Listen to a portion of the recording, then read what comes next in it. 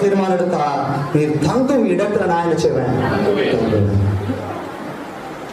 அல்லேலூயா. அருமையான மனைவிகளை, அருமையான கணவன்மார,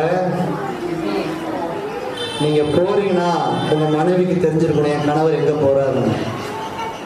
மனைவி போறாருன்னா கணவருக்கு தெரிஞ்சிருக்கணும் எங்க என் மனைவி போறாரு.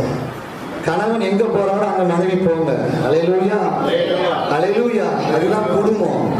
அல்லேலூயா. கர்த்தர் நல்லவர். இன்னைக்கு காலத்துல மனைவி எங்க போறதுன்னு கணவருக்கு தெரிய மாட்டேங்குது. கணவர் எங்கமா போயிருக்காரு, எங்க போறதுக்கோ தெரியல, போயிட்டு வரும். அல்லேலூயா. இல்லைங்க, எங்க போனாலும் சொல்லிட்டு போங்க. அது உங்களுடைய சரீரம், பார்ட் ஆஃப் சரீரம். அரை சரீரத்தை விட்டுட்டு போறீங்க. கர்த்தர் நல்லவர். நிறைய பேருடைய கணவனுடைய சம்பாத்தியம் எவ்வளவு மனைவிக்கு தெரியறது இல்லை.